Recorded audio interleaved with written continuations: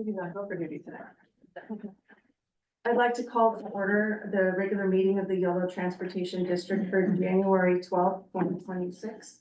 Welcome this evening, and can we call the roll? City of Winters, Here. County of Yolo, Here. City of West Sacramento, Hi, I'm here. I'm here physically. City of Davis, Here. City of Woodland, Here. AC Davis, Here. and Caltrans. Here, there she goes. Oh, that's Excellent. thanks. I'd like to ask for approval of the agenda, but first, are there any comments or changes that anybody would like on the agenda? Seeing none. May I have a motion? So moved. Early seconds. All right, we have a motion and a second. All in favor? Aye. Opposed? Fantastic. Our agenda has been approved. We will be taking public comments now. The public comment period will be on items that aren't on our agenda tonight and also on the consent calendar. We'll be giving 3 minutes, and I would just like to see if there's anybody that's here tonight that would like to speak. If anybody needs a pencil, this is your time to ask for that as well. Oh, that's not a real pen. There you go. No, just needed to do her homework. Sorry. That's boring. Welcome, Michael. Good evening. Thank you. Can everybody hear me? Is the microphone working? Okay, great. Thank you. So want to wish everybody a happy new year. First of all, I hope you enjoyed your holidays. One thing I did want to announce that next Monday is the March for the Dream. And as many will remember in their US history, the phrase, "It all started on a bus." Yes, so that will be celebrated and remembered next Monday. The March for the Dream will begin for the community leaders and Extra Mile at the Oak Park Community Center at 8 o'clock in the morning. Marchers will take Martin Luther King Jr. Boulevard to 12th Avenue, which becomes Sutterville Road, over into the southern entrance of Sacramento City College. And the main march for the community as a whole will begin at Sacramento City College. This year, I'm pleased to announce that after years of construction, renovation, and changes, the march will finally go back once again to what is now the Safe Credit Union Convention Center in downtown Sacramento, rather than circling only to Broadway and going back into Land Park. We're very pleased about this. So hopefully everyone here will be able to join beginning at the Extra Mile post at Oak Park Community Center Monday morning, and people are asked to be there about 7:30. The program will begin about 8 o'clock, and the Extra Mile March will begin at 8:30. If you need any additional information about this march, please visit mlk365.org. Thank you very much, and I'll be here for the entire meeting on behalf of the 3 non-voting jurisdictions I get all the time: City of Sacramento, County of Sacramento, and Sacramento State. Thank you. Thank you so very much for your comments and for the information that you've shared. Are there any other commenters in person? All right. Is there anyone online? No public comment online. Well, that is excellent. We'll be moving to the consent calendar. The consent calendar is on regular items that aren't controversial and usually don't need to be discussed. But I would like to ask if anybody would like to pull anything from the consent calendar, or are you looking for a motion? I'm happy to move the consent agenda as submitted. All right, we have a motion for the full consent calendar. Do we have a second? Second. All right, we have a motion and a second. All in favor? Aye. Opposed? Motion passes unanimously. Well, that is excellent. This moves us to the regular calendar for this evening. And the regular calendar will begin, with a look back on 2025. Our executive director will begin. Thank All you. right, thank you so much. So we're doing something a little bit new tonight. We wanted to take a moment to just recognize, more than a moment, a few minutes to recognize and look back on everything that we've done in the last year. I really, last year was, I think in many ways, the culmination of several work efforts that have been going on for many years. And I think a lot to celebrate and a lot of work that's continuing forward, but wanted to take a few minutes to walk through that with you all. So if we can go to the next slide. So first up are, First up our 2025 year to glance. So a lot this year, but high level, 650,000 rides, a slight increase over the prior year, about 8%, but 18% ridership on Beeline this year. But we also added back 23 additional trips. We won almost $20 million in grants, and we bought 3 new buses. Next slide. Ridership for the year, as mentioned, we have an 8% increase over 2024, but Beeline was the big story with 18% ridership growth, 49% ridership growth in winters and that's really needed because we expanded service in the middle of the year. And our paratransit ridership held relatively stable compared to the year before. Next slide. Some of this was driven by service restoration. So as you may recall, a year ago, last January, we restored morning and evening service on West Sacramento local routes. We added 9 total daily trips there. We also brought back the South Davis Express Route 44 with 3 morning trips and 3 evening trips. And we restored service on the 43 and 230, the other Davis Express routes that went from having just 1 round trip each day to 3 round trips each day. Next slide. The A's came to West Sacramento. Maybe you all noticed. And so for their first season in their new home, we really kind of led the charge in collaboration with the A's, Capital Corridor, City of West Sacramento, SAC-RT, and SACOG to develop a unified strategy for getting people to the games on transit. We added a sweeper service to make sure we didn't have crowding on during peak times after games, and put together a unified strategy. It was so cool, so rewarding to go to the A's website and see the Yolo bus website as the place to go to figure out how to take transit to the game. Pretty exciting. Next slide. Funding wins. So with three grants that we wanted, 3 grants that we won that we wanted to celebrate. First was our SB 125 Cycle 2. We got about $3 million there, really to help keep our fleet going, our fleet and facilities, and also purchase some new vehicles. On behalf of Fourth and Hope, we won a grant from the Yolo Solano Air District for bike racks for their facility here in Woodland. And the big news, just 2 days after our last board meeting, the state had awarded a $30 million grant for the Affordable Housing Sustainable Communities Program, of which $16 million goes to YoloTD for zero emission buses, chargers, and improvements to our bus shelters here in Woodland. Yay. Yahtzee, our active transportation corridors. This was a big year for Yahtzee. In July, both this board and also the Yolo County Supervisors unanimously approved 2 segments that we are going to prioritize to bring to design, and also reinforce support for 2 other project trails that are currently under development. So if you go to the next slide, it shows them all in one place: Madison to Esparto, Davis to Woodland, West Sacramento to Clarksburg, and Winters to El Rio Villa. So those 2 that are being funded by Yahtzee, we have started design work on those now, and it's very exciting to see those, moving forward and starting to become something real. Next slide.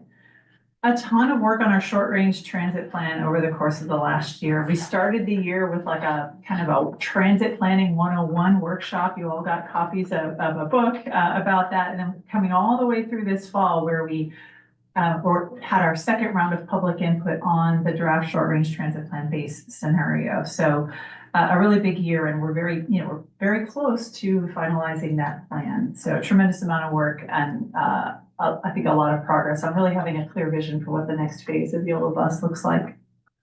Next slide.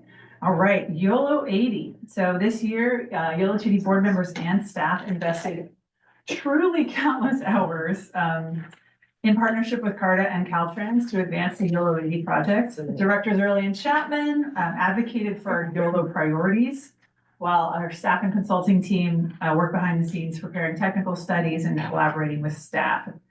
Couple of focus areas. You're going to hear some more about these with our next agenda item, but some of the technical work that we've been doing this year is highlighted on this slide.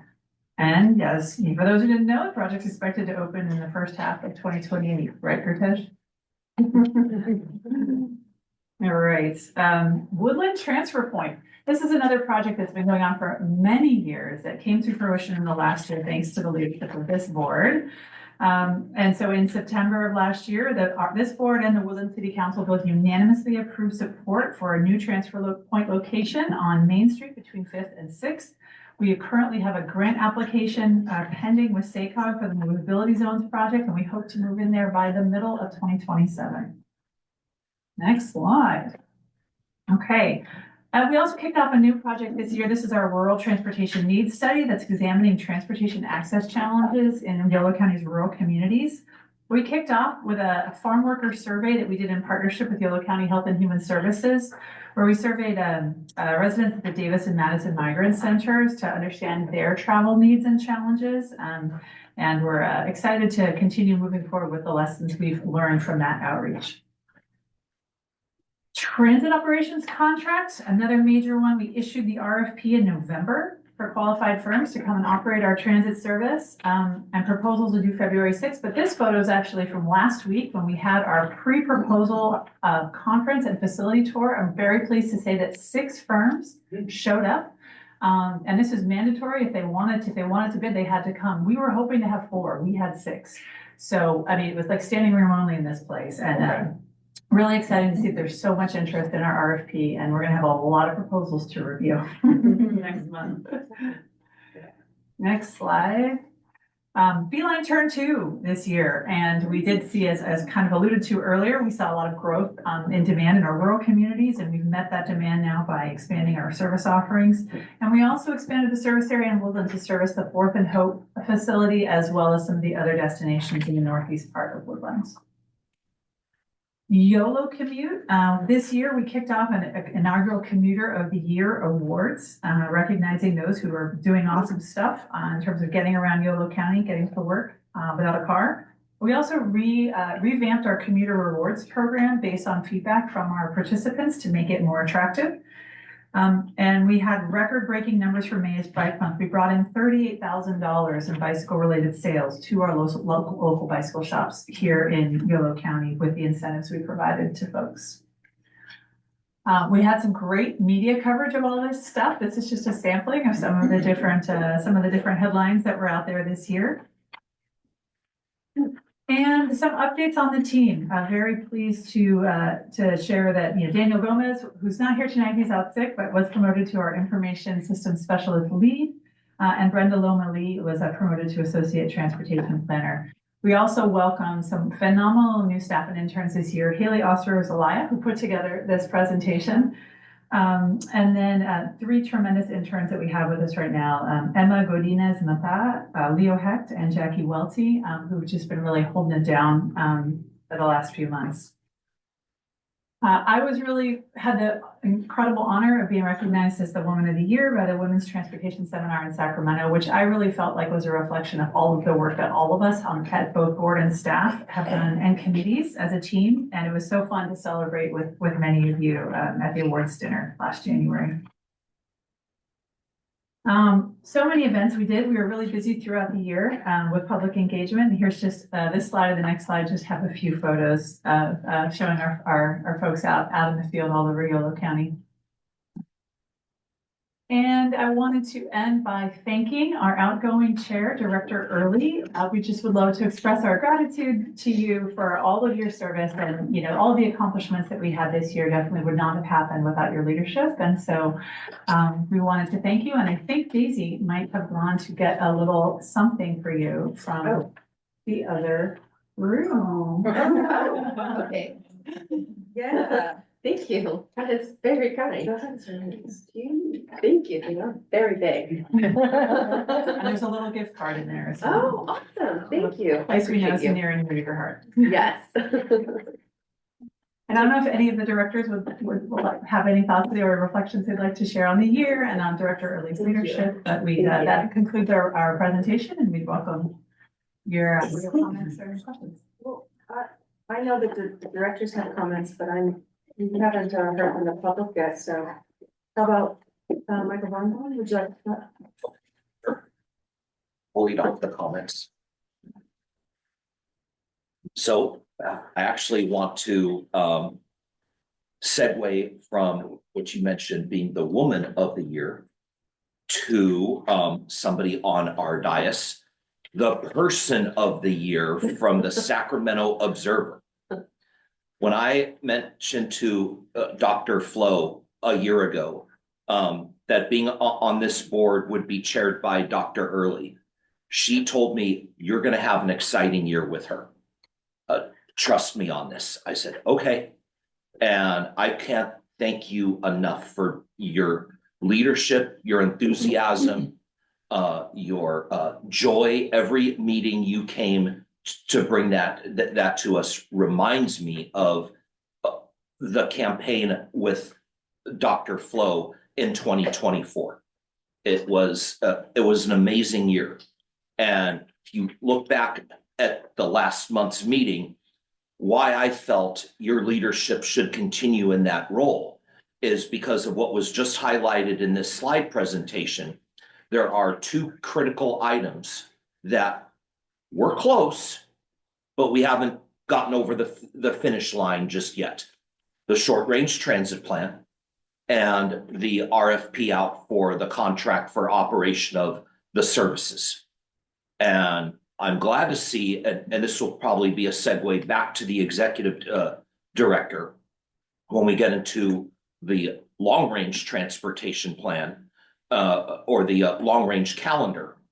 You'll see some highlights of potential funding sources, the short range transit plan, and the RFP over the next 3 months under that agenda item. So a little bit of a teaser of what's to come.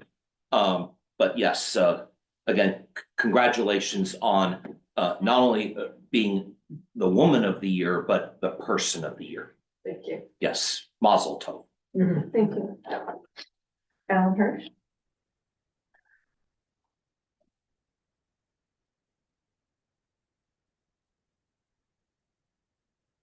I think this is an amazing presentation. I think Autumn has done a good job as far as I can tell. But this is a PR presentation and I mean, and again, I'm gonna remind my sort of issue is basically metrics. How do you compare success with whatever? This doesn't have any issues, any unmet needs, any oopses or things we didn't learn. Does it been review that? That's really helpful as a management tool. It's great PR. I mean, I think we should brag about things. We need to have people be confident in our government. But it feels a little bit like what my stockbroker just told me at the end of the year and says me, stocks are up 8%. And I ask, compared to what index? And that's what I don't see here. And this is great. I think Autumn should be deserved the credit. And this looks like we've done a good job this year. But this is not it. I'm sorry, this feels a little incomplete. Thank you so much for all your hard work in the last year. Thank you very much, Alan. Thank you for your comments. Any other audience participants or anybody online? No, we're gonna bring it back to the board. Yeah, okay, Director Vega. Good evening.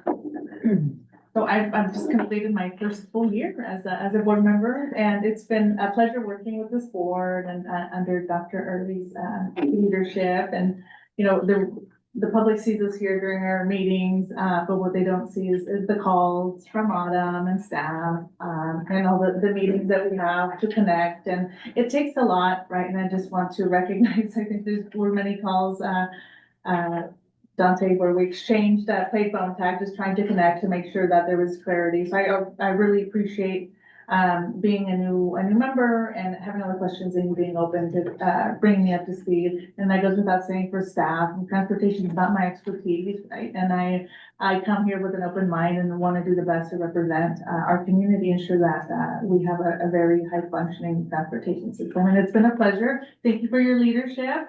And I look forward to Chair Jesse. We'll learn. Thank you. And it's been a great year and there's still more work to do. Yeah. We'll see how this meeting goes tonight. No pressure. No pressure. Yeah. Thanks so much, Dante, for your leadership this last year. I mean, I think one of the things that's like such a hallmark of the work that a lot of us do, but it's, you know, it's the juggling and the multitasking and having, being able to do it with a plum, right? Like, I think that's the thing that I see you. So you got this like council role, of course, which is basically a full-time job. You've got your actual full-time job, leading in the nonprofit sector in the region. And then there's all of the other boards and things that we all sit on. And so to be able to do that in general and be a mom. Yeah. That's right. I'm so glad Quinn's here tonight. I think that just to be able to keep all of the balls in the air, and then especially then be you know, the leader of one, and in this case, this board, but also numerous others, all at the same time. Like, it takes a lot of talent and again, a lot of real ability to do some multitasking, and some things obviously probably also have to give, I'm sure, because we only all have so much to sort of give, but really appreciate the leadership this last year. And this, you know, also, I think lastly, I've often said, but also thought that the real action in our region is in the transportation stuff. I think so. It's not, you know, I've certainly sort of carved out some of that work over the years. There's a number of folks who are on this board. So whether it's SACOG stuff, the Capital Quarter, CARTA, Yolo bus, I mean, that's where the real work, I think a lot of the real work gets done that matters to people in our region. And so I'm just really grateful for that community leadership. Thank you. Yeah. Yeah. Looking right? No, I. You bet.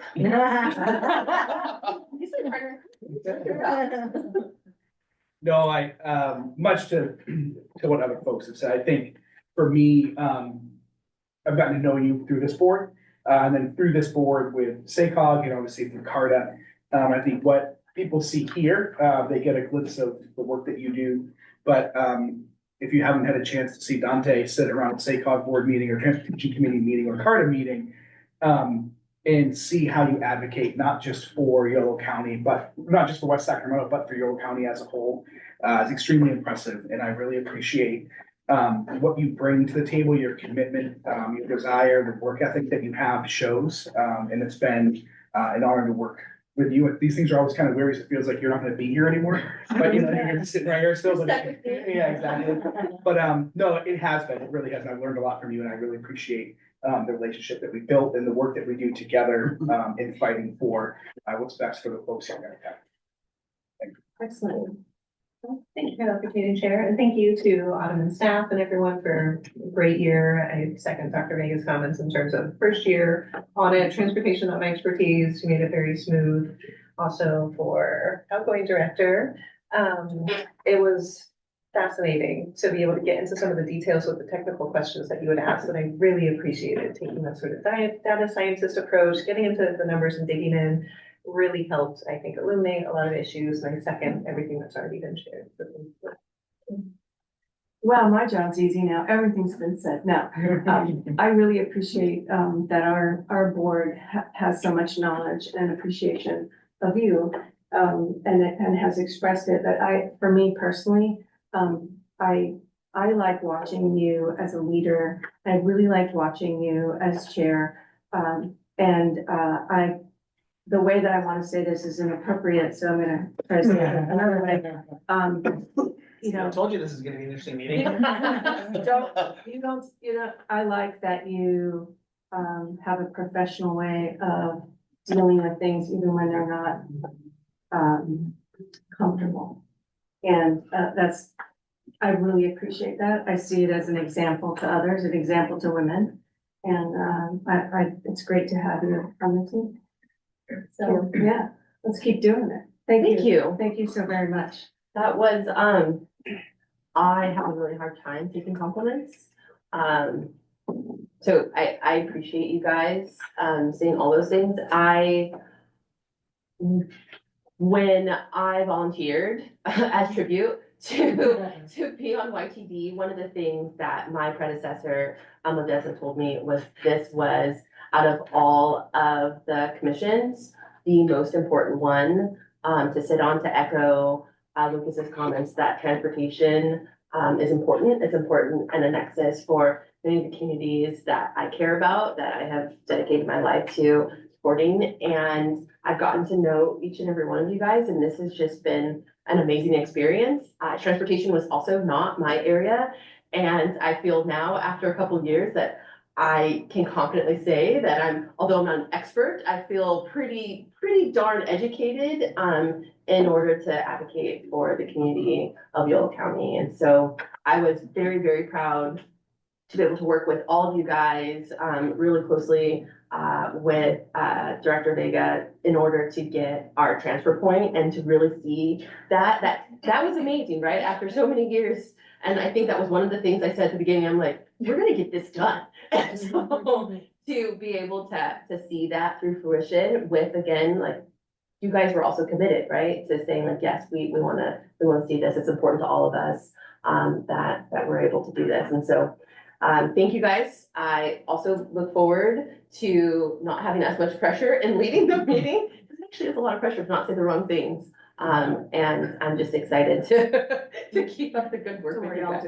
No. I've seen you in action at SACOG. You got this. I know that. And so I look forward to keep working with you guys. And then also I want to echo, this work could not happen without our team. I know Autumn, I pushed you. That's what I do. So I appreciate you rising to that, because I know that is not always easy with all of the many things that you guys have going on, to then have your chair saying, okay, but can we do more? And so I appreciate you guys always being willing to answer the hard questions and to do that deeper digging on behalf of us. So thank you. Thank you very much. All right, well, we will be moving on to the next item. Item number 6 is YoloTD Managed Lanes update on traffic and revenue study, CARTA interagency loans, and vehicle miles traveled VMT mitigation. Good evening, Chair Lauren, directors of the board. Appreciate the opportunity to share with you this update. It's been a while since we've given an update on the YoloTD Managed Lanes project, so we thought we would do so at this meeting, and we're going to focus on those 3 items that Director Lauren referenced. They all actually relate to each other, although on the surface it might not seem like they do. So let's go on to the next slide. We're going to first start with the traffic and revenue study. We're going to share with you sort of what this third scenario is and why we're doing it. So let's go back a little bit in time, just to remind the board and anybody in the audience what a traffic and revenue study is, and why it's important. So what the TNR does, we're just going to use that acronym for the time being, is TNR forecast revenue based on specific inputs, knowing what the existing traffic volumes are, what the anticipated future volumes are, demographics of users of the corridor, and tolling assumptions, right? Tolling inputs. And the importance of the TNR is that it's a foundational sort of component of CARTA being able to understand their financial circumstances and plan for their financial future, particularly with respect to midterm and long-term operational expenses. And it's also important to know what remaining funding might be available for an expenditure plan for any net revenue expenses. So it is a really critical analysis and document that CARTA relies on. If you recall, back in July of last year, we brought to you the low and the high cases. Those are called scenario 1 and 2. And those are based on operational and policy inputs that have been used on other tolled corridors in the region, because CARTA at that time hadn't defined what policies it wanted to pursue with the YoloTD Managed Lanes project. But since the summer of 25, next slide, please, a lot has happened in this area. CARTA has been working sort of slowly month by month, approving assumptions, polling policies related to the operations of the managed lanes, including eligibility, what hours of operation, what the pricing structure would look like, and so forth. And in the summer of 2025, CARTA also drafted their first sort of 5-year budget forecast. Next slide. And in October, one of the important conversations that occurred, had to do with the idea of a revenue waterfall and what to do, how we would prioritize expenditures for any net, net revenue. And what was sort of at stake was, because CARTA had used that low revenue scenario, that scenario number 1 that you saw in the previous slide, there was concern that there wasn't going to be a whole lot of money available to fund all the priorities that the CARTA board had expressed throughout this, sort of recent history. And so what ended up happening was the CARTA board, sort of deferred action on this revenue waterfall because the low range and the high range were too wide, and wanted to have a better sense of sort of what the actual revenue might be coming into the organization. So what we did was, YoloTD offered to run the third model scenario based on the actual operational polling policies that the CARTA board had approved up to that point. So next slide, please. So what you can see in this slide, this orange column is the one that you want to focus on. So sort of taking the different inputs, assumptions from the low and the high scenario, and then plug them in to run that third scenario. Next slide, please.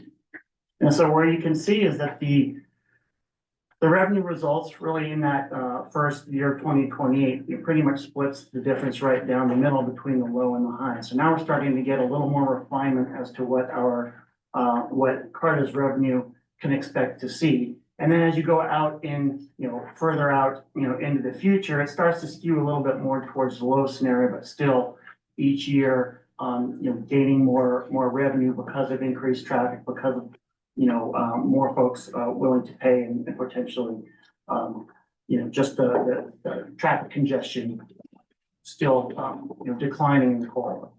Next slide. And so this graph shows you visually sort of what that looks like, over time. So it's just converting that table into, a visual format, the orange line reflecting that medium case. Next slide, please. So it's important to recognize that this is as far as like we take, our role was to simply produce the traffic and revenue study. We don't, YoloTD doesn't really have a role in sort of trying to figure out what that net revenue is or what the cost side of the equation looks like. As our two CARTA board members are aware, that's squarely in sort of CARTA's, realm of responsibilities.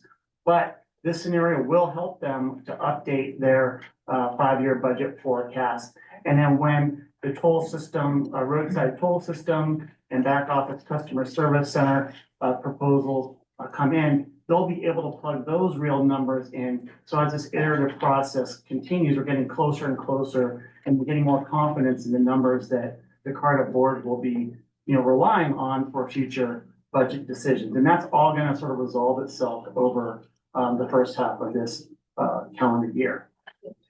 Okay, yeah. So we're going to take a pause for clarifying questions here before we dive into the next section.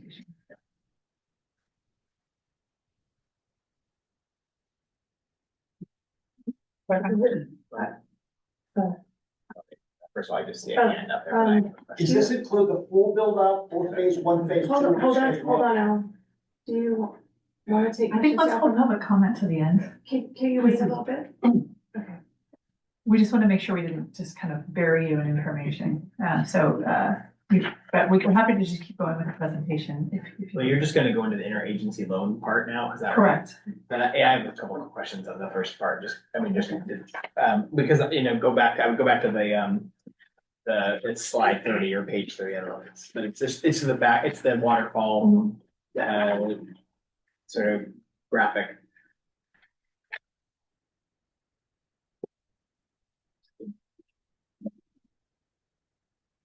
Yeah, thanks so much.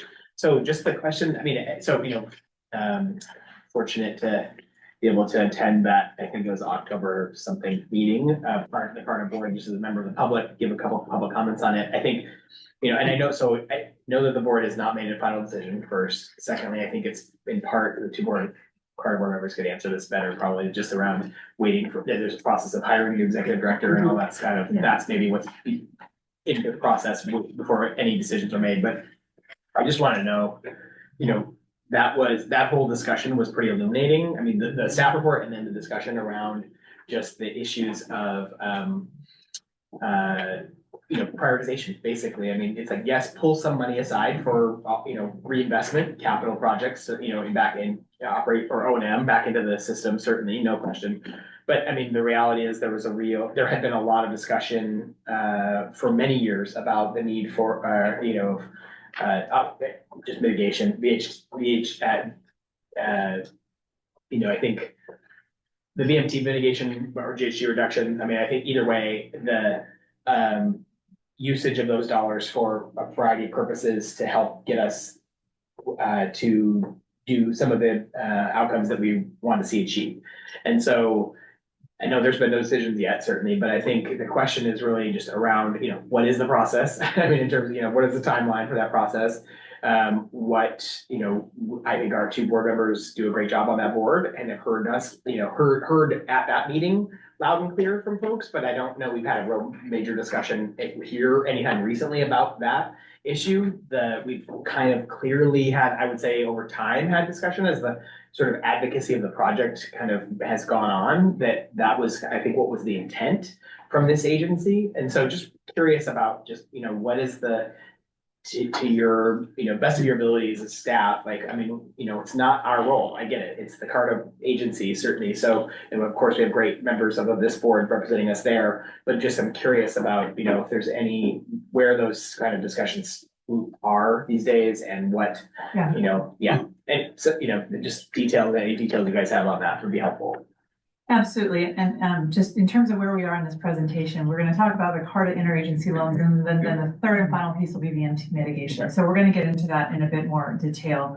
But I think what we heard from CARTA staff after that board meeting was that this is that they do want to come back to the VMT discussion after they have better information about revenue and how much revenue is going to be available. And so this third scenario of the traffic and revenue study is a piece of that, but then there's other pieces that the CARTA staff need to do as far as getting clarity on costs. Just like we have this transit operations RFP that's looming out there, that's going to be have huge implications for our budget. CARTA has a similar thing going on with some of their polling system technology. So what we've heard is that it's probably going to be like this summer, middle of 2026 is when they think they'll have more refined estimates and be able to then come back to that waterfall issue is what I've heard. And I apologize, totally, yeah, absolutely, thank you. It's one quick comment, which is just around, yes, recognize that the third part of this discussion is about that,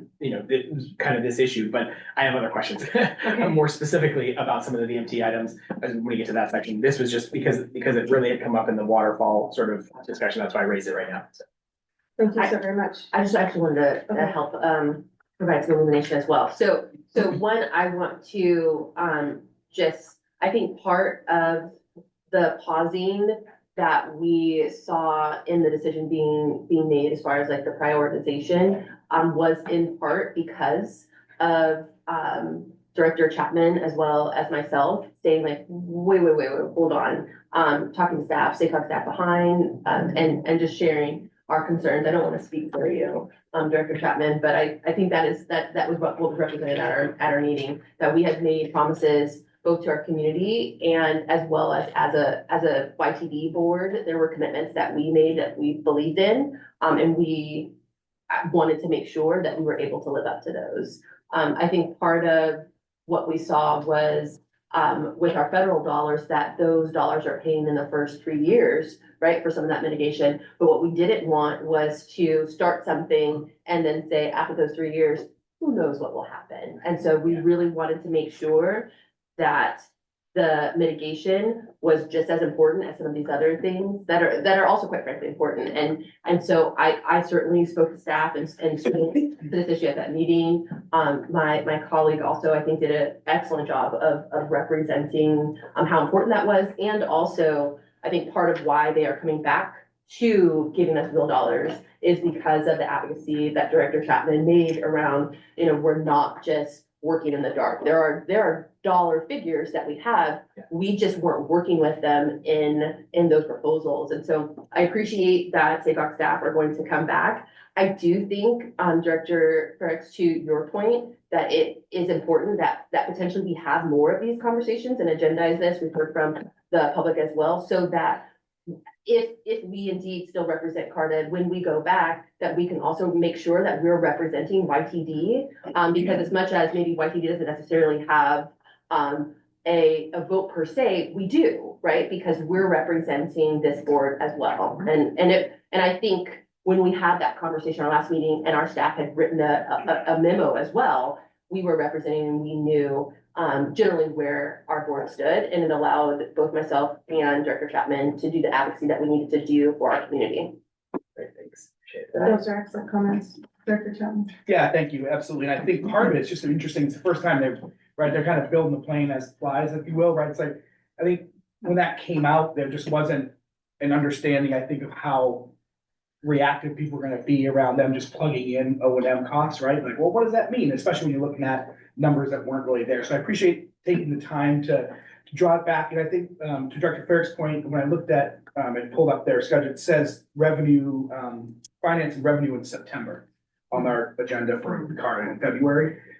Discussion in September, decision October. That's the only place I see on the long range where it says anything about revenue and finance. I would assume maybe that's in there, but I do agree, as Director Early said, is kind of having some more of these conversations as this continues to move. If you look at the agendas and you look at what's laid out, I would, with all due respect to Brian, who I respect, it's been a breakneck speed, not moving slowly, I would say. In terms of what's going over there at CARTA.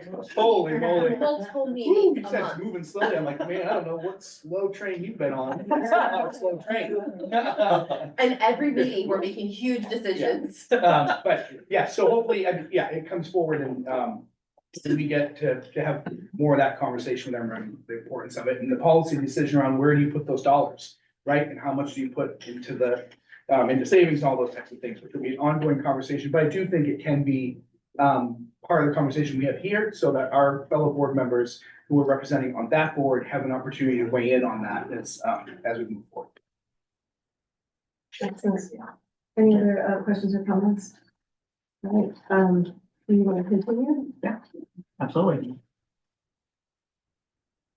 We can get us on to the CARTA interagency loan slide. So this is also relates directly to the conversation that you were just having. So, the purpose and need for CARTA to have additional funding is sort of focused on the fact that, they're in pre-revenue service or they're in a pre-revenue operation. That is, they have expenses that they need to incur, such as administration expenses. They need to pay some debt service or hiring an executive director, have to procure and install and test roadside toll system. Same thing with the back office and the customer service center. So there's some pretty significant expenses that that CARTA needs to have covered between now and revenue service. And to date, they've been relying on about a $2 million SACOG loan. And they need some bridge funding to cover those expenses until revenue service begins in 2028. And so this table is taken directly from the CARTA staff report, and really SACOG didn't feel like they were in a position to continue funding CARTA in that way. And they, CARTA staff looked at several options, and really what emerged as one of the more feasible options was to look at local agencies here in the region, particularly those in Yolo County, if they could assist with loans. And so what CARTA did, next slide, please. And so what CARTA did was they approached local agencies in Yolo County and for a need of up to potentially $14 million. And through those conversations, we're fortunate that cities of West Sacramento, Woodland, Davis, and Yolo County have expressed interest in participating and assisting in that way. So in December, the corridor board approved their staff to develop a standard term sheet so that everybody who would be participating in that loan assistance program would have the same terms. And the actual amount of loan that Carter will need, will be determined over time, but the outer bound was estimated at around 14 million. And, the bottom line to all this is that Carter has access to the funding that they need up through revenue service, which is actually a really big milestone. It was always known that additional funding was going to be needed, but the question was always, where was that money going to come from? So that concludes the Carter loan item. Is there any questions or comments that you'd like to make related to that one? I think you could continue. Okay, great. That brings us back to the VMT mitigation topic, which will be, directly addressing, several of the issues that you folks raised just a moment ago. So, bring us to VMT mitigation. There you go. Next slide, please. Okay. So really quick background, we all know, but just for posterity's sake, that this is one of the first capital improvement projects in California that's subject to SB 743, which requires capital capacity increasing projects to mitigate against vehicle miles traveled increases. And it's important to recognize that there are really two components. There's the full project, which was cleared environmentally, which is reflected in the green lines map. And Caltransit's committed $55 million to the full project. Phase one, which is actually under construction, is reflected in the blue line on the bottom map. And Caltrans is able to commit just over 28 million VMT mitigation for the first phase. Next slide. The slide shows you all of those 7 mitigation measures. Takeaway from this is to focus on two things. The bolded measures are those that YoloTD either directly or has a strong partnership or role in implementing. The other thing to pay attention to is that in that fourth column under the years, they're not being funded for very long based on the funding that Caltrans has available to the project, and that becomes sort of central to the issue of that traffic and revenue study item we were discussing and 5-year budget forecast and the prioritization of net revenue expenditures. Next slide. Other direction. And also, not all these mitigation measures are equally feasible to implement. So I've just sort of qualitatively, just for your benefit, show kind of how we've used, our mitigation measures as, on a scale of low to high in terms of difficulty. Voluntary trip reduction program, that's going to be a heavy lift for us, but we are really committed to it. That one's we feel like that's a really important one. So we're going to, that's a priority for us. Expanding microtransit in Yolo County could be a little bit more of a challenge as we're developing our SRTP, and it's looking like, there might be some scenarios where we're actually sort of, proposing to reduce microtransit. What does that look like in an EIR and an expansion expectation? So that's something that needs to be resolved. Expanding Yolo Bus Route 42, that one, we're already, we're planning in our SRTP to do that. And we got all that funding from the ASIC grant to fund the buses that will allow us to implement that. The challenge for us is making sure that we have our facilities in our yard upgraded to be able to accommodate the additional electric buses because we don't have the infrastructure right now to do that. So that's what sort of elevates that into a medium difficulty category. And then expanding the causeway connection is really kind of a medium to high difficulty, in part because the funding for the existing service, the long-term funding for existing service hasn't been established, right? We have for funding that carries us through a certain amount of time. But beyond that, we need to shore up that funding for existing service before we can, really think about committing to an expansion of the service. And yeah, and probably more importantly, we don't know if we have, the vehicles available to be able to expand that. And keep in mind that these were all developed, as late as 2 years ago, if not later. So things have changed over the last, couple of years. And so we are, we have some concerns about, our ability to implement some of these, and it just, it's going to require more discussion and thought. Okay, next slide, please.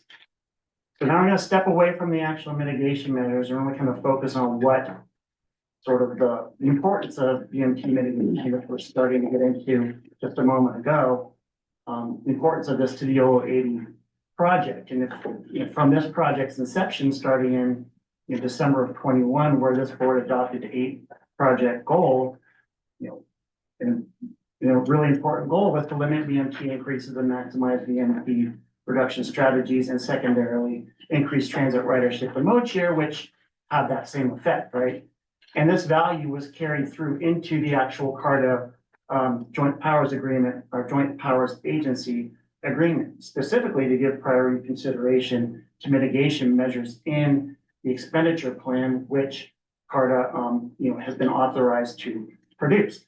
Now, the approval process for that expenditure plan, really, when we're talking about those net, that net revenue that's available beyond the core operating and obligatory costs, that process needs to be approved by the majority of the board, but also the majority of the directors from the county in which the toll facility is located. So the importance of BMT mitigation is really going to need to be reflected by the representatives of Yolo County, within the board of directors environment there. So it's going to be, if this is a value that we hold deeply, then, that budget and that forecast, will need to reflect that. And that was, sort of the advocacy that we were hearing from directors Chapman and Early during the CARTA meetings.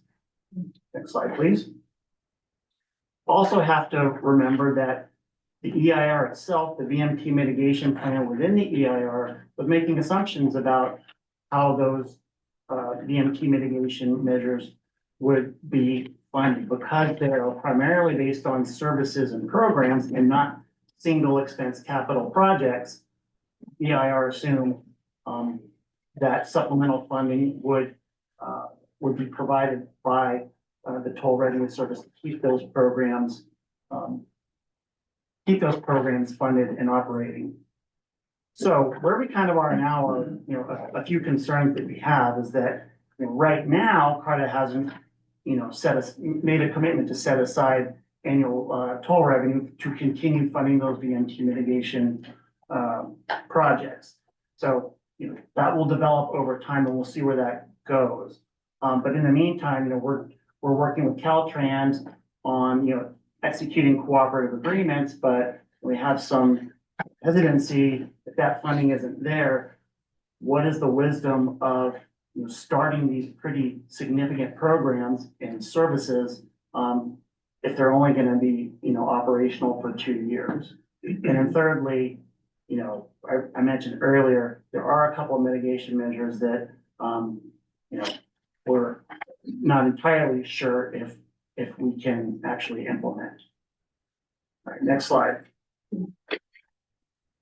So the way this sort of cycle of decision, which I think, hopefully addresses Director Ferrick's question, which, so you start in the upper right-hand corner with, we have these EIR VMT mitigation measures. We know we've got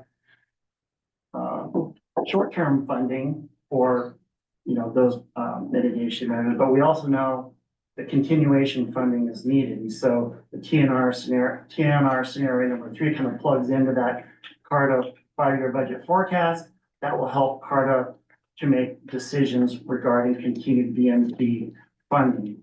If that commitment is made, then sort of the cycle ends there. If that commitment isn't made, then we're sort of back to, okay, well, what VMT mitigation measures will actually be implemented and to what extent? Right, next slide. So next steps, this sort of wraps up the slide, I believe, or wraps up the topic.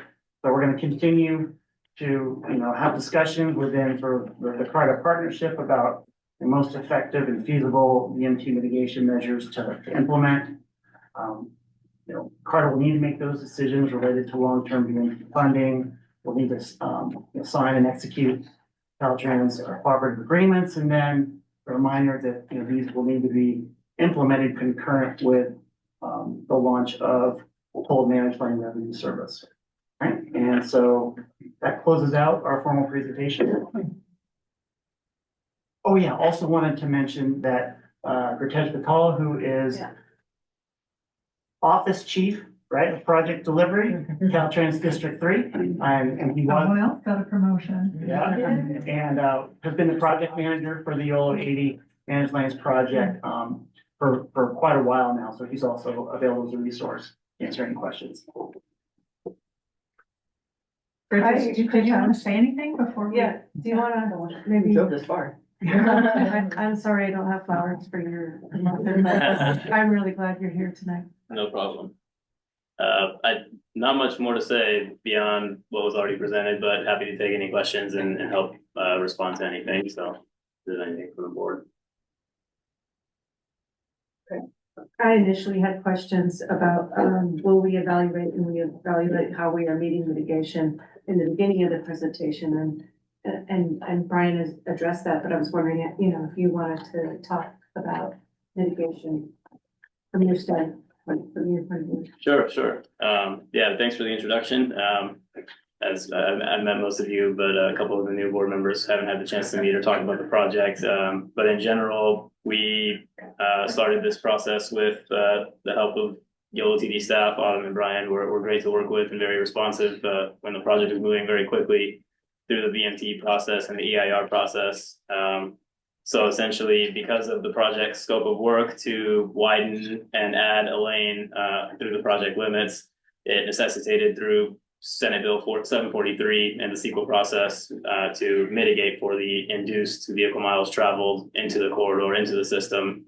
So by adding 34 lane miles for the ultimate project that was cleared in the EIR, we had to mitigate for those 34 additional lane miles being added into the corridor. Hence, this VMT plan was put together through pretty arduous process that took, I believe, 12 to 18 months just to go from inception of meeting and soliciting a lot of projects with a lot of local partner agencies, emails, meetings, getting things set up just to see what was even feasible, seeing what was in SACOG's MTIP to see what's feasible and what's actually listed as an approved project.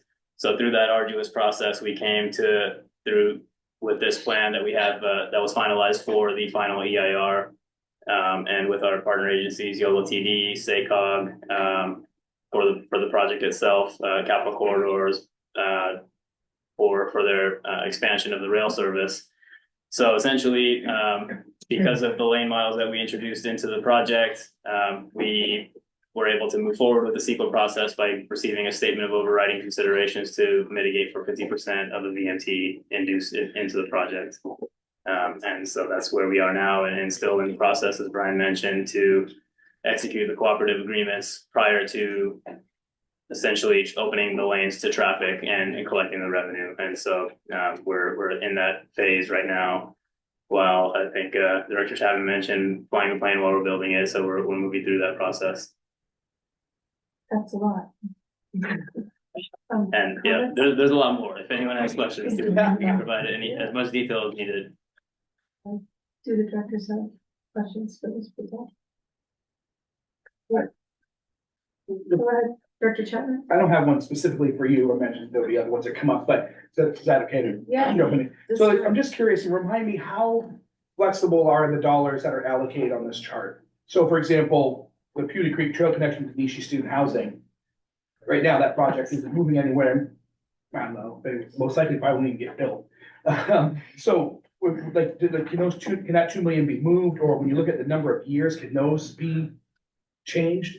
That actually is a Caltrans question, since they own the CIR, and that's really it's under their discretion. I don't know if you wanna. Yeah, that's my number one question. Yeah. I mean, and there's a few others as well too. Sure, I mean, there's- and it's actually just more about because of, it's less about, I mean, so, detractors will say that, oh, see, you're not gonna try and mitigate things. Well, I think that, no, we are, but I think let's do it to the things that are actually either exist or actually have a reality of occurring, right? So, I mean, I think like the Poudre Creek Trail Connection and Nishi Student Housing is a perfect example.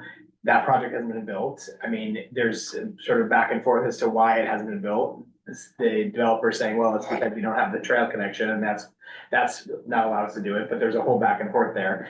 I think the likelihood of that project potentially at this point, ever getting built seems probably pretty low, unfortunately. But I mean, I think that's just one example of the 2 million, but I think, there's a few others in here too, probably that may need to get reallocated to things that exist today. And we know, I mean, with the Capital Corridor's recent fare reductions, the short city fare reductions, they've already seen 30 to 40% increase in ridership, just based on the fare reductions across some of these city pairs. So it feels like, let's actually take the dollars and put them towards things that are, that exist or that are already reducing BMT. So just curious about the sort of Caltrans response to that. Yeah, I certainly understand that. In terms of it's for the Poudre Creek bike trail connection to the Nishi property itself, that is a little more difficult to try and maneuver the funds from that because it's mainly a lump sum payment for physical infrastructure pavement going on the ground rather than an ongoing service like some of the transit and rail services that are being expanded. We have a commitment to deliver environmentally based on the EIR that was approved. And so this plan is part of that approved EIR, and the commitment is to provide the funds for these mitigation measures.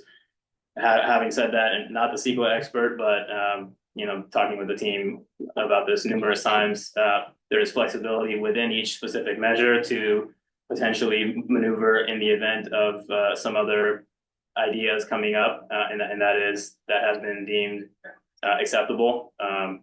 But to outright go with deletion of a mitigation measure is not going to be approved by our end. Just to make sure that I fully am understanding and not misinterpreting. So in this case, what we're hearing is that there's the potential that this Poudre Creek connection to Nishi student housing just may not happen, right? Because the student housing, it just may not get built, right? And if I'm understanding you correctly, something that maybe would be equivalent or meet the same kind of potential outcome, would that be able to go into this slot? I don't, because there Not is no, quite. like, if it never happens, then it never happens, right? So that you, then what happens to the 2 million? We can only go with the knowledge and the information that we have at hand and that we did have at hand when the EIR was approved, which at Right. that time, it was thought that this was the missing piece that for the Nishi property to be developed. It's what we were told and what we have agreements with and we're working towards with these agreements. So that $2 million for the bike trail is for the bike trail. And if our intent is for that to benefit the community and to be the nexus to building that property. Whether that the property gets built immediately after the bike trail goes in, from our perspective, we've met our environmental commitment to try it. So you would build the bike trail, just to make sure I'm keeping up, is that what we're saying? Yes. Like, as part of this, whether the housing. The funding would go towards the bike trail, but it's not the total cost. It's $20 million or something, Okay. and it's like, yeah. Oh, so this is teeny tiny bit It's a of contribution towards the overall. got it. And this one's difficult for me, but that's okay, because we have projects, right, that have been under development for literally 20 years in West Sacramento. So like as much as I appreciate that, yes. And then you were asking questions, I just had to clarify on that. No, well, I think, I appreciated your question. The clarification question. It's just, I think, so the answer is yes, there's a potential to, again, we're not trying to delete any of the mitigation measures, but there is a reasonable, you think it's reasonable, and we can, and talk to, of course, the attorneys are really where it's gonna need to have a conversation, but about the potential, I mean, if this, just say number 7 is just not gonna happen. I mean, I just wanna make sure the $2 million goes towards something that is actually mitigating DMT. That's the point, right? Yeah, understood. And so I think the question also too was a reallocation of some of the funds, which I think was direction from part of board as well, was to try and find a mechanism for some of the transit mitigation measures to expand them a bit further. And so that's what the team has gone back to and started to elaborate on and to explore. And those are still negotiations that are ongoing. There's not much detail to provide at that point yet, but going back to the 2 million there, it would have to require agreements with UC Davis, who is the partner agency, that they would be willing to move on. And again, I'm not speaking from any sort of legal perspective, and I can't, and we will have to go to that to try to get the answer. But at the very minimum, it would require getting some sort of agreement with UC Davis. If I may. That I think the board knows this, but I just want to pinpoint and underline it for the public or anyone else who be listening. When Gertesh talks about flexibility, he's talking about what Caltrans can fund with the capital dollars that we got from the California Transportation Commission, right? Thank you. CARTA has the flexibility to move money around however it wants in terms of ongoing investments that CARTA makes using toll revenue. So those constraints only apply when we're talking about the capital dollars that were committed in the EIR. So then I guess the question though is, as a follow-up, I mean, potentially as needed, there may need to be an approaching of the CTC, asking them like, hey, like this, giving them this perfect example, like this may not ever come to fruition. I assume that one of the goals of the CTC is to see VMT reduction. So, I mean, it might need to be some sort of adjustment to the agreement with the CTC in order to allow for flexibility to, move the $2 million towards, another mitigation measure. I mean, I was just kind of clarifying the different funding source. I don't think that the CTC has a role in telling Caltrans what to do with their own EIR. No, got it. Okay. Correct. Well, then the responsibility lies with Caltrans. So, I mean, in terms of, and the flexibility seems to be there. So I would just say then my comment is like, for us, is like that, I think it's important that these dollars get spent on something that's going to actually result in DMT mitigation. So, I mean, I would love to see this agency sort of have a similar view. I assume it does. And, whatever we need to do as this agency to, relate to Caltrans, part of it's having a meeting like this, but also in a, informal way or a more formal way. I think the key one of our top priorities around, especially the 28 million in capital dollars, is to make sure that these dollars get spent on VMT mitigation measures. So that's just, however we go about doing that, like, I feel like that's something we should be doing. And Director Kurtz, I think you quite frankly, you bring up a really good point, and it's something I was asking Director Chapman, is it's my understanding that the mitigation dollars, the federal dollars that we're talking about, are supposed to be spent in those first 3 years, or am I remembering that wrong? So they're state dollars, not federal. Okay, sounds good. And I think that's how it was envisioned in the EIR, that there's different years that they were envisioned for when they're supposed to be spent. But yeah, they need to be, I don't want to speak for Caltrans. My understanding is that those funds, those mitigation measures need to be in place when the project opens. Yeah. Okay, so then I ask it only because if we're talking about, right, the likelihood or not the likelihood of this thing happening, it feels like that would also be tied up. And so the chances of Caltrans being able to spend this 2 million in those first 3 years feels unlikely just as an example on this one.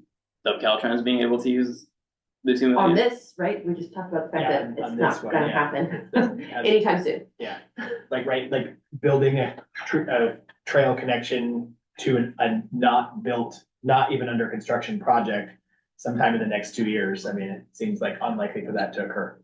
So from our perspective, the 2 million is going for the bike trail, right? And the bike trail, from our understanding, everything we've heard from UC Davis, from our partner agency and scheduling that they've given us, is that the bike trail will be built in the time frame that we need it to be open when the project is going to be completed.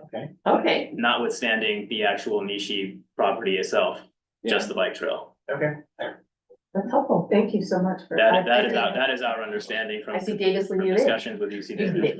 Leading it. If there's anything different, we would need to know. Yeah, I was gonna chime in at some point. We do have some questions, I think, similar concerns around, what happens if a project isn't feasible or doesn't happen, as YTD does. I know there's been communications, I think it's legal at this point between both partners on just getting some of those questions Yes. answered. Yeah. And then our perspective too was that regardless of the promenade or the Nishi project, but I think it's specifically tied to that in the EIR, that's why that language is used, that bike trail will serve, a broader population than just that project. And so from our responsibility standpoint, it's, committing to that project, we get through that cooperative agreement. And that's our understanding as well. Legal speak. Okay. So the 2 million, just so I'm clear too, so the 2 million that's here, and then is UC Davis putting money in as well?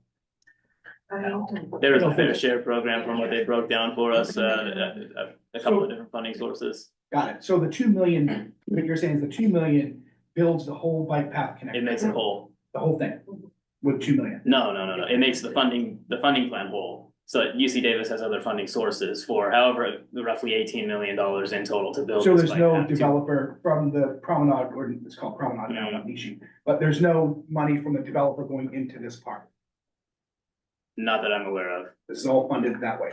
Yeah, we're not trying to put you on the spot. Yeah, no, I'm not. Because Yeah, I mean, yeah, this project has we consistently are hearing from the proponent or the advocates and the developers of this Mhm. project that they do not have the funds in which to build this project, I mean, for a variety of reasons. Mhm. One of the issues is because of the connection, this exact connection. Yes. This is $2 million of a small but important contribution to the overall project. Mhm. But that has been, sort of caught up in legal issues for years, Pacific Railroad, a bunch of other things. So I think, it just seems that I don't believe UC Davis is contributing. I think the land was part of UC Davis's contribution. It's like the landing spot, basically land on campus and such, and the easements and everything. That's the contribution, I think, from UC Davis primarily, not actual cash. But also then there's a big delta here. In terms of the overall completion of the project, just the trail and the bike over, or the overcrossing into the campus. And so don't think it's, anyway, there's clearly more conversation needs to happen between everybody and probably the lawyers again. But it feels like we're not, that one I would just say is I just want to keep calling that one out, right? $2 million, that's one of the mitigation measures.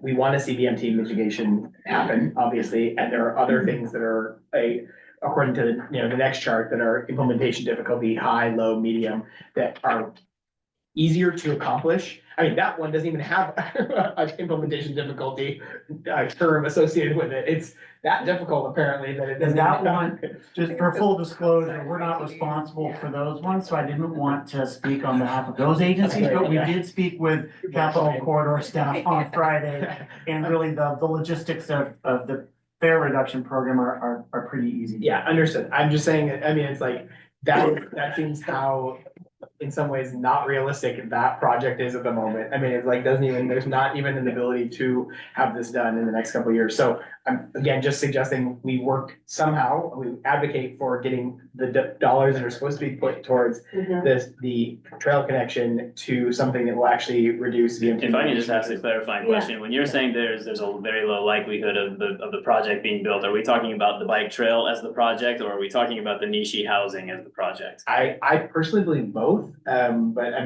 don't, because the cost is not the bike trail across each property. The massive cost is literally a crossing of the railroad tracks. Right. A Union Pacific approved crossing, Right. separate crossing, that's and so that was roughly, it was many millions of dollars before the pandemic, and that's before everything went like this, in terms of costs. And I have no idea where it's at now, but I thought I heard you say 18 in that range somewhere. I thought maybe I must have Don't quote me, mistaken. it's Yeah. months ago in my brain. Exactly, yeah. It's a lot. That's what I was understanding too, it's roughly 20 million. And so I don't know that, the city's not sitting on that, the county's not sitting on that, the university's not sitting on that, the developer's not sitting on that, so.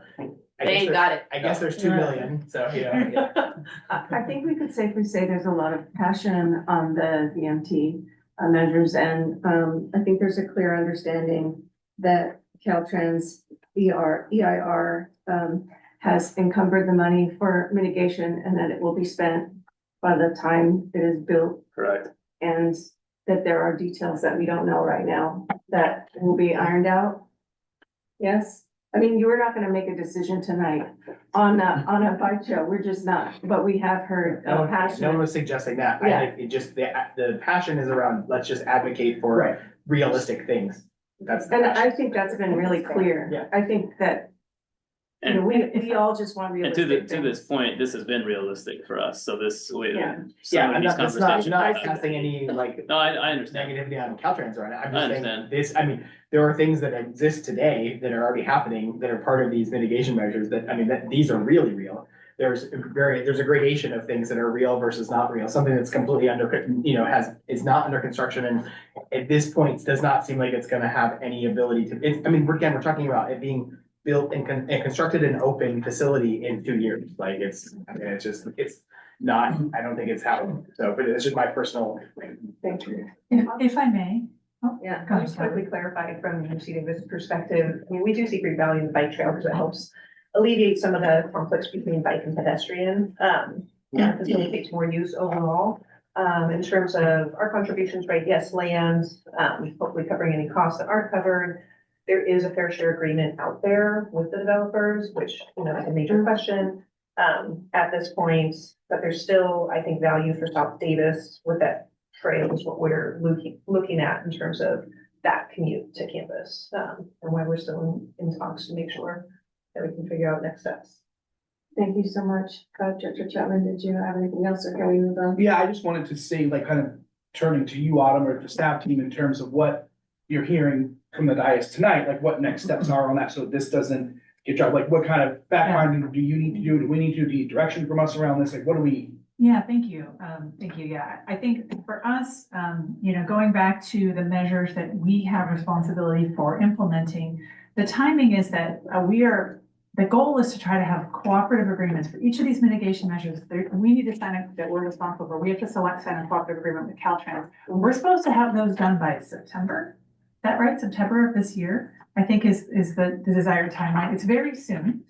And I think there's a little bit of this chicken and an egg question to the point that was raised, that, you know, if we don't know whether or not these measures are going to be funded beyond a year or two, do we invest the resources in starting a service that then we have to take away, right, for these things that are ongoing measures? And so that's something I think we're looking for your thoughts on that issue and how we think about proceeding with these cooperative agreements, knowing that we have a lot of uncertainty about whether or not we're going to be able to continue to fund these measures once the capital dollars run out, unless and until the Carter Board makes a commitment to continue funding those. Yeah. Thank you. Is that? Yeah. Answer your question? Yep. Thank you. Thank you.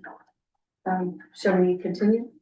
Just have one Okay. other kind of clarifying question, because it seemed like from some of the discussion related to that particular project or any, and looking at the feasibility for some, or looking, I know there were a list of another, at least like 7 or more projects that have been vetted, were considered not feasible. What happens if one of these 7 project mitigation measures can't be realized or delivered? Like, I know Caltrans is responsible for that EIR, but what happens with these collaborative agreements for YTD in this instance for these 4? I would punt that to our legal team and look at your answer on that. Safe answer. Yeah. That's what I'm thinking. Excellent. Excellent. Good job. I think I took enough grilling today, so. I'm happy to punt that one. I'm thinking you were handling like a champ, so kudos. We're all colleagues and friends here. Happy to do so. I really appreciate it. I think, you know, we have a robust opinions because this is our area and we've all worked so very hard and we're continuing, you know, so we're all passionate about it. Is it time to take public comment on this? All right. Sure. There's a hand that's been up several times, so I'd like to welcome Alan Hirsch, who's ready.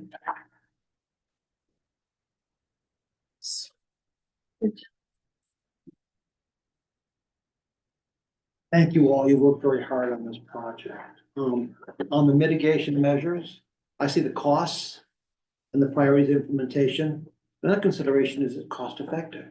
Which of the VMT measures are most cost effective? And so those are how you prioritize. I think that would be consideration. That's fully off the table. We're spending federal money. We don't care whether it works. Build a bike path, doesn't care about VMT reduction. We just gotta build it. Is that, as a taxpayer, I don't mean, I'm not a GOP person, don't give me, I'm just taxpayer, but we need, our money is precious, so we need to use it effectively. I think cost effectiveness should be a consideration. I'm concerned about the long-term mitigation and monitoring of the project. There are promises. We already reduced the VMT mitigation to only 43% of the total VMT. And now I'm not sure whether they're going to make that for any period of time. Who's in charge of monitoring and making things effective? And the promise is that we spend so much dollars, we get so much VMT reduction. Who's monitoring that? Or is this basically we don't really care because we just spend the money and then check the box? Yeah, children will live with the greenhouse gases. That's the whole point here. But does anyone care about that? I kind of do. Jesse, you were very concerned with this project about there being money for social equity. There's none here. You didn't raise any question. Does anyone care? There's the poor people. They aren't here in the room. Oh, by the way, you're on you people on the Carter board. We're making huge decisions. I heard Josh about the project and tolling and whatever. Those decisions are being made in Sacramento across the river when they affect Yolo County. Why are Carter meetings not in Sacramento, in Yolo County? Guys, you gotta show up in those meetings to make a public comment. They didn't allow you to voice in public comments, so why aren't those meetings in Yolo County? Maybe you don't want public participation. I don't know what's going on, but it doesn't seem very equitable. No one's thought about that. Not to be critical. And I'm just, the whole project, I raised questions about the business plan to run this thing. There are all sorts of promises about transit being funded by, that was why this Davis City Council endorsed it. They need money for transit. Now you're saying we need to borrow money from Davis just to do this stuff. That sounds like kind of a bait and switch, overpromise, a typical government project, overpromise, underdeliver, ask for more money. Kind of disappointing. You know, I'm a Democrat. I support the government. I support you guys. You're all Democrats there. You want elected, and you do this to us. It's kind of really disappointing. I participate, and I've asked questions about a business plan long ago, and we know our budget is because you only forecast of $14 million is the maximum. So there is a budget forecast, but no one's willing to put it on paper. How much the shortfall is going to be? How much do we need to borrow? I mean, you still put it on paper here. So there's people know stuff. I don't know what you talk behind the scenes or what been shared here informally. You had the card tolling me. You had the tolling meeting behind closed doors. I mean, it's just really sad. Really sad as a public process. I know you're working hard. I know you're trying to do this again, but you wanted to build the freeway. You really didn't care about the mitigation. You didn't care about social equity, really, because nobody's asking any questions about it. Seems kind of performative. And as an activist, it's kind of disappointing. Thank you for your comments and for your passion. I really appreciate it. Mr. Bonbon. Yes. Thank you. 3 slides on the presentation caught my attention. I wanted to kind of go over them again because I think they're going to be related to the very last item, as is always on each agenda when the discussion on the long-range calendar comes up. So in regards to potential funding sources, on one slide, there were a high, a medium, and a low, I think on part 1. So I wanted to discuss that a little bit further and see, is that possibly a teaser for the meeting in February, number 1.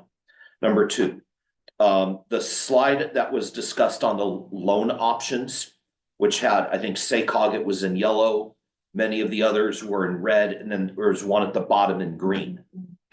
And that kind of brought me to the attention of, oh, there's actually a new potential funding source many people haven't heard of. And it just dawned on me because I just registered to hear a presentation about it on January 27th at Parkside Community Church, 5700 Southland Park Drive. And it's a town hall called Support the Sacramento Public Bank.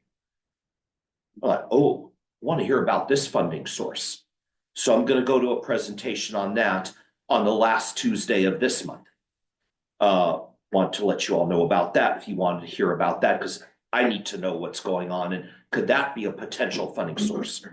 And then the last thing was on the mitigation measures touched upon Route 42 and Route 138. And I know there's going to be an internal meeting tomorrow about some homework that I did after the last meeting, and it's going to be part of the internal meeting during the business day tomorrow. But maybe could the mitigation for the 42 expand the weekend service from every hour to every half hour and match the weekday schedule if that money comes true?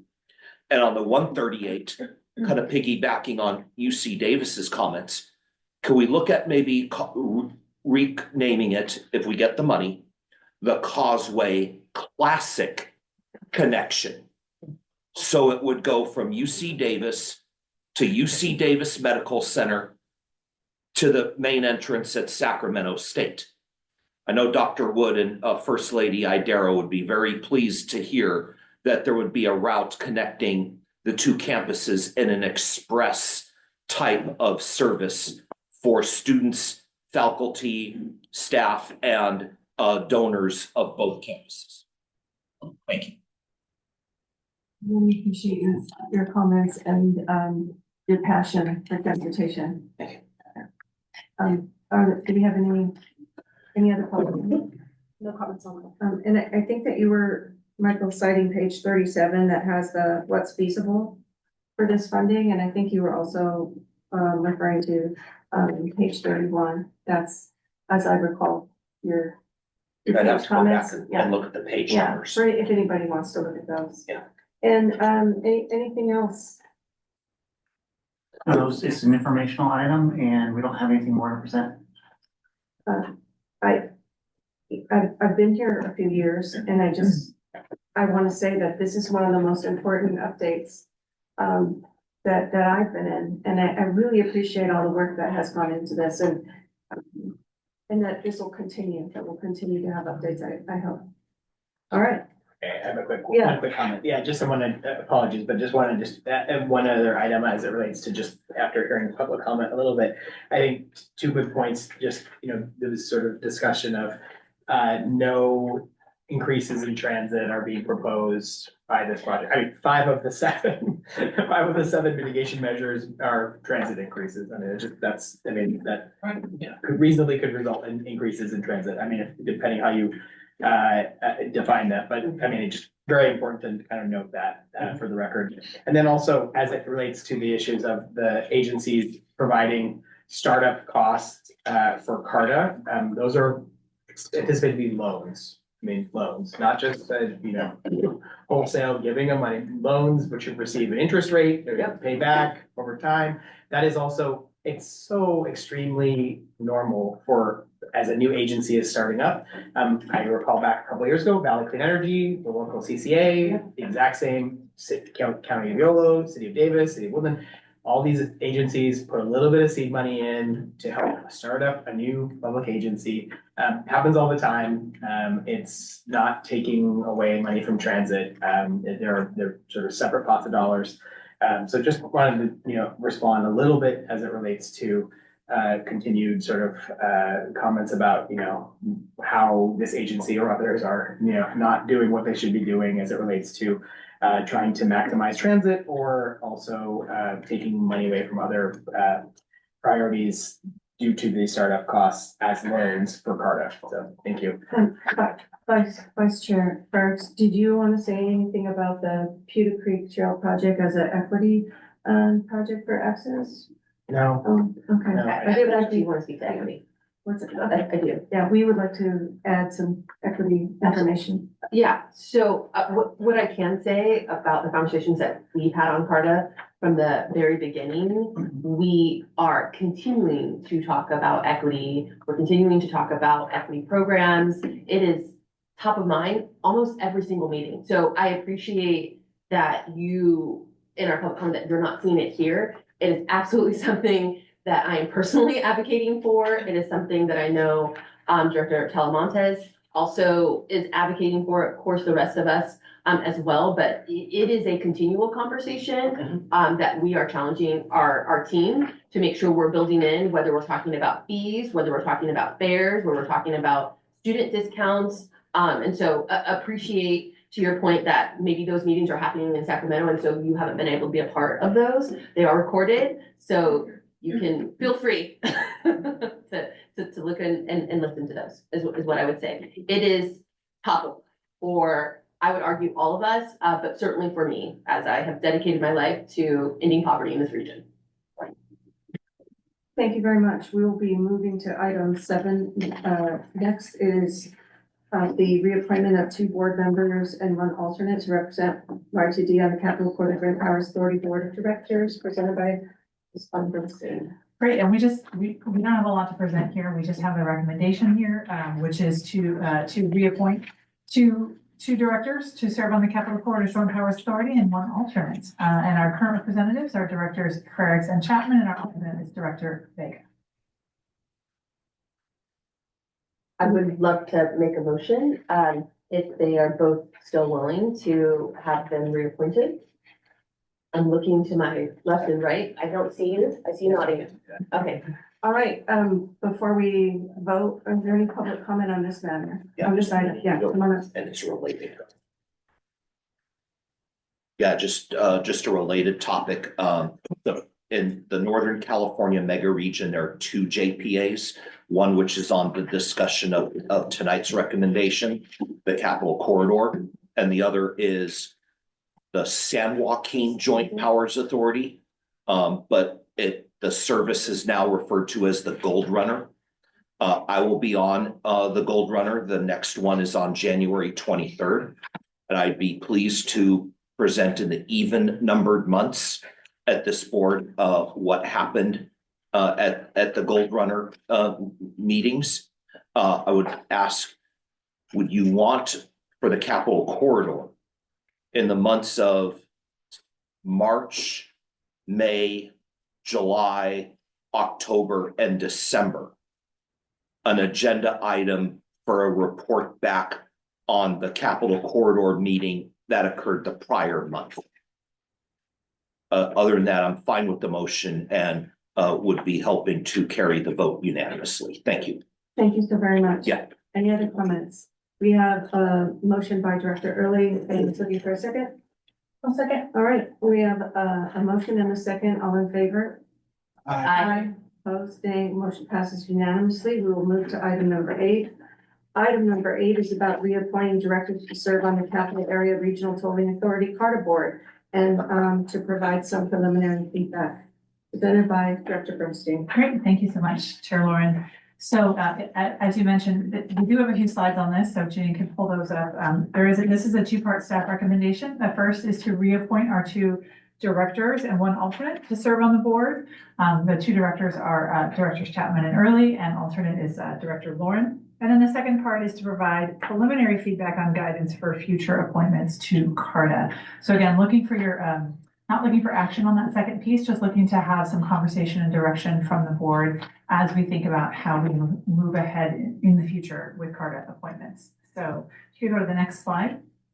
So a couple of considerations and background on this. So Davis and West Sacramento are highly impacted by the situation on I-80, but all jurisdictions and of course YoloTD itself also have a stake in the project's success. The next tolling corridor that is likely to be in CARTA's wheelhouse is I-5 between Woodland and downtown Sacramento. To be clear, it's not going to extend beyond the Sacramento County line. It's from essentially the Sacramento Yolo County line to downtown Woodland, but the impacts of that, I'm sorry, what did I say? Yeah, the county line to downtown Sacramento. County line to downtown Sacramento, thank you. But the impacts will be flowing along that corridor and could impact Woodland, as well as the mitigation measures. That project will also have to do BMT mitigation. And so what that expenditure plan looks like could have implications for a different corridor. Tolling is a very specialized subject matter. As I'm sure our directors could say, they have learned to speak a whole new language, as I think we have on staff as well.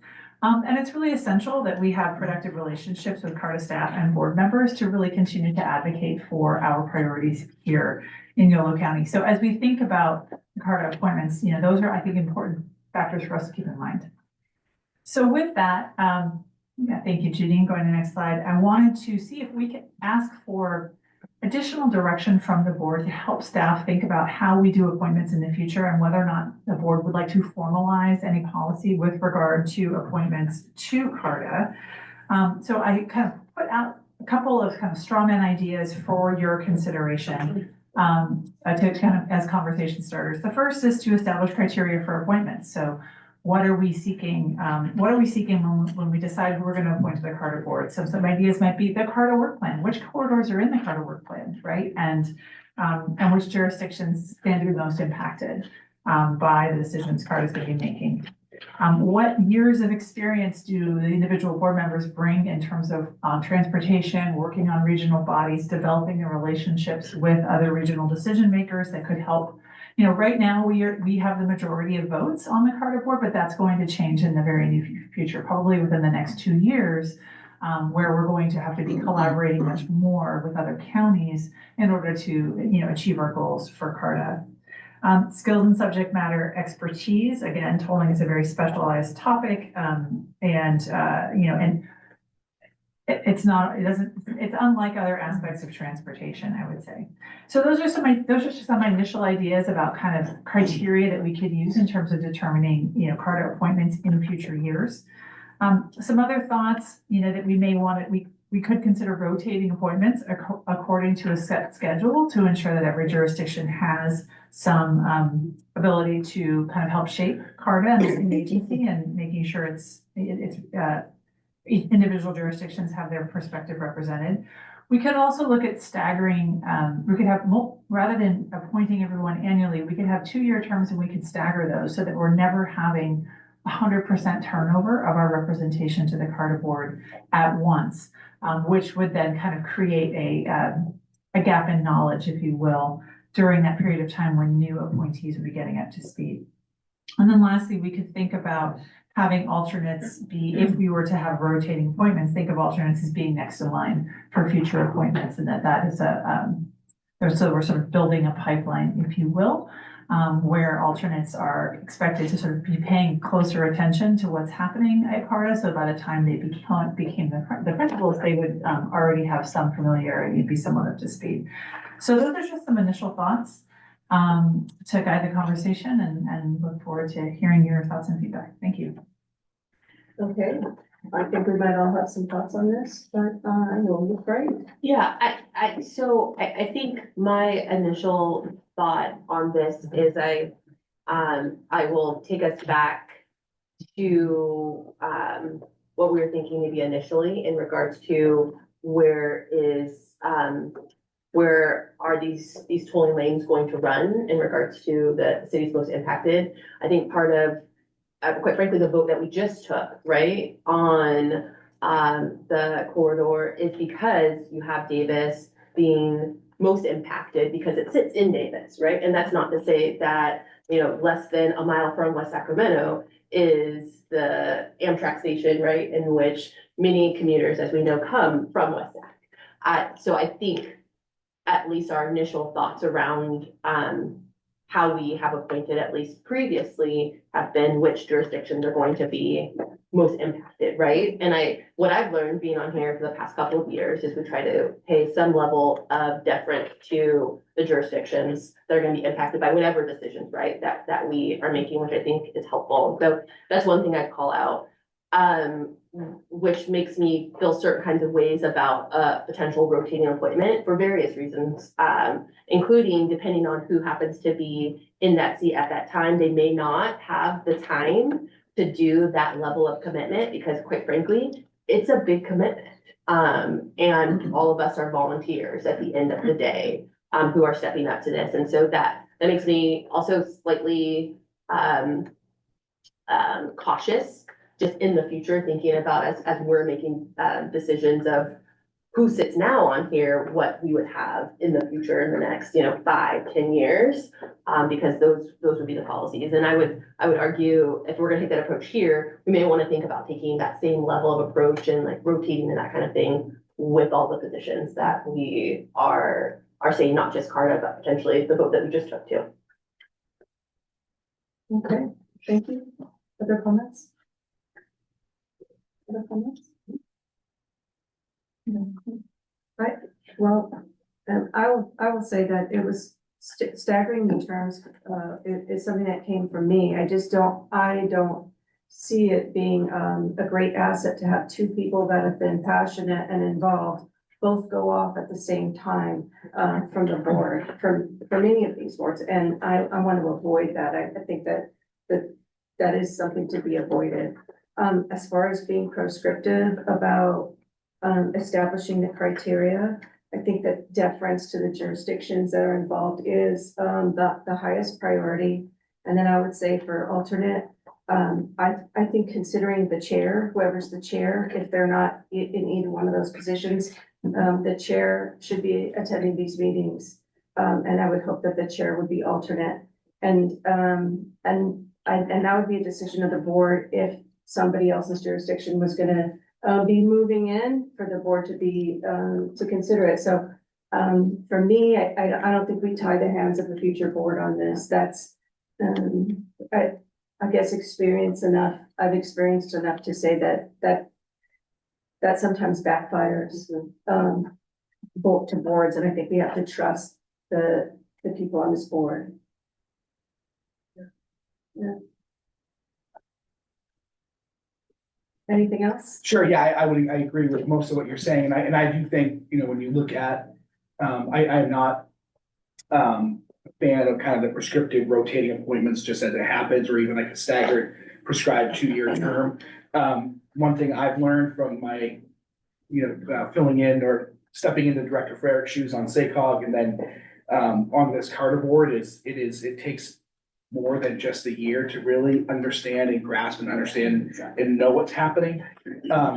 So I worry, even with like the chair being the designated alternate, like that's just gonna change every year. And that person, if you're attending those meetings, you're the alternate, it'd be great to have you for 2 more, whatever that is, right? So when it comes up, you can just step right into that role. So I'm not in favor of doing any prescribed rotations. I think if there's a desire of the board, will of the board to look at, what is the criteria, how do you establish that so that there's something to point to when we're having the discussion around that. If there is a time, or when it comes where it's like, look, we have this new section opening, it could impact woodland, whatever that looks like, then we have at least some things in place that we can kind of help guide the conversation. But I think that being forced to refresh it every single year is not in the best interest of this board. I think it's been, when you kind of step back and look at, as I'm not a tolling expert by any stretch of the imagination, but far, far more than anything I ever thought I want to know about tolling is in my brain. So there's a lot. And I think that in the last piece, I do think you said it somewhere in here, but on the regional side is, I think everyone sitting up here serves on a regional board. I think all of us do. I think there's so much weight and value in building relationships with your fellow directors at that level. So when you're processing through tough decisions, and you're processing through revenue shortfalls and a waterfall and all these different things, like having those relationships and building those relationships and the level of trust that I think needs to happen when these tough conversations come up is really important and benefits this organization greatly. So where I am on it, and I appreciate you kind of bringing this to us for us to kind of take a full bite at the apple, and I'll stop there. Thanks. I would just add that I think that everybody on this board knows that people sometimes don't run for office for the next term. They roll off, people run for higher office and they move, that those are things that happen to electeds, and they will happen here also. And that if somebody is serving, like say, somebody's serving as a representative on that board, that they would, gracefully build for the future and let the executive director know and work with their other leaders to make sure that there's good representation for the community. I think that's the right thing that we all do. So if there isn't anything else to add on here, I think we've had an opinion. We still need to make a motion in there. Yeah, I don't know if we did public. We haven't. Okay, yeah, I'm happy to make a motion though to reappoint the 2 directors to continuing on the Carter board service. and the alternate, but, And alternate, so yeah. before we take that vote, do we have any public comment on this item? Okay, seeing none, we have a motion to support the staff report by Director Fredericks, and, we'll second it.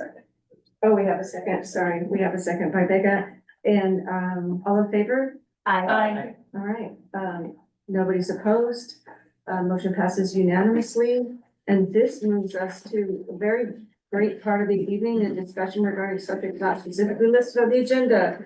Take it away, Director. All right, thank you very much. Thank you for that great conversation. So just a couple of quick, there's, it was like some holidays and some vacation between the last board meeting and this one, so I don't have a ton of things to share, but I did want to just share a few quick updates. The first is that we had our TDA triennial performance audit interview on December 10th. It went really well. We will be sharing some results with you, but we think we're in good shape with regard to our TDA.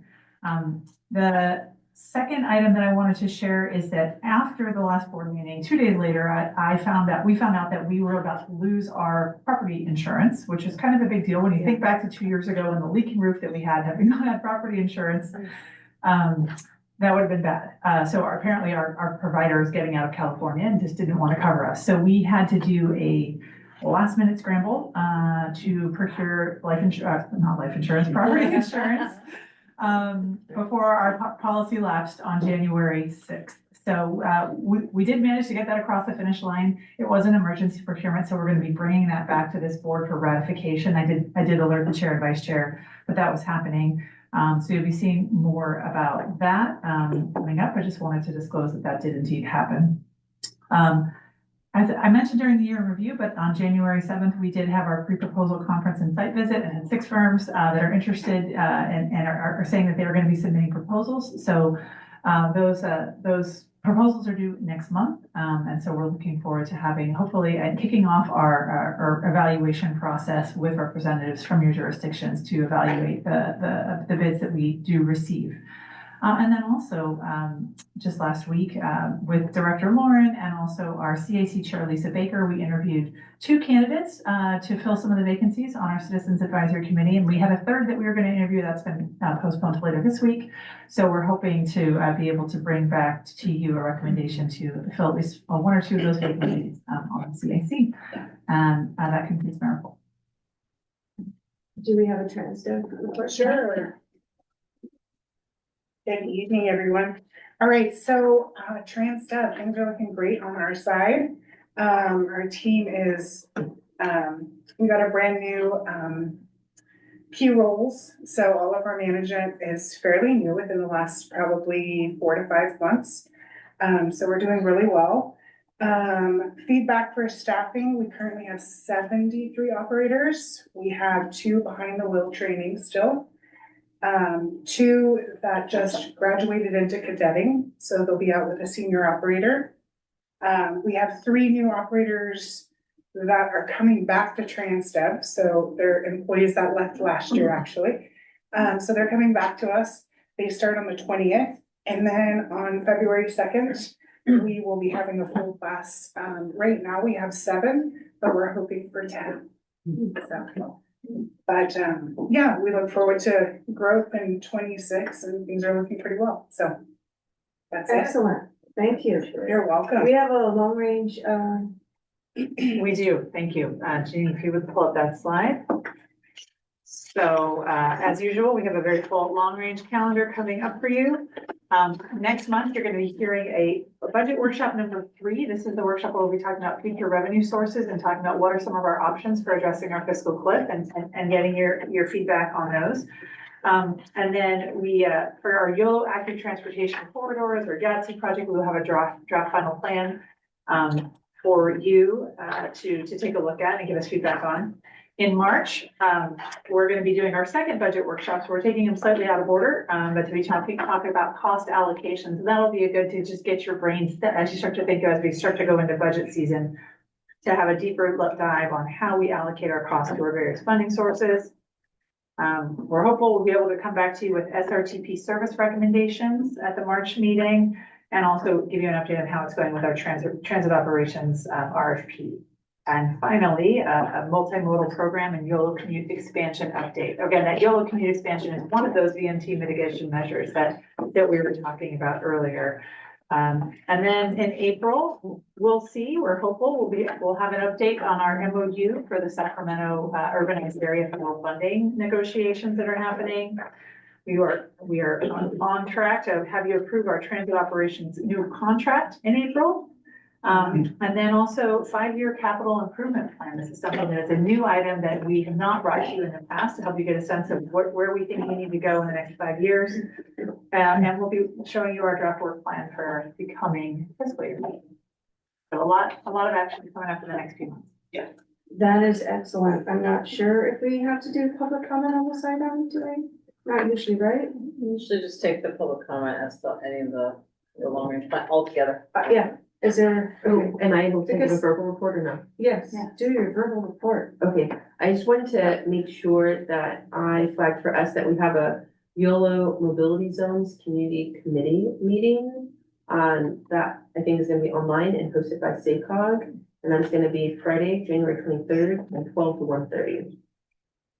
Is it not public? Oh crap. My bad. It says community on it. I wish I was invited to that. That's where they're gonna be deciding if they're gonna fund our Woodland transfer point. My bad. Sorry. I will be attending a. Well. There we go. I saw a hand raised. Did you want to ask something?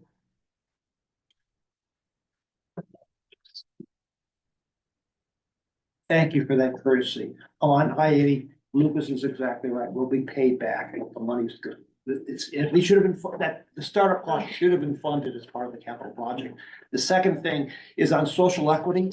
I understand you talk and you're very concerned about that, but funding VMT and funding social equity are different. And if you don't have enough money for VMT, there's no money for social equity. Which is on top of that, which is not in the EIR.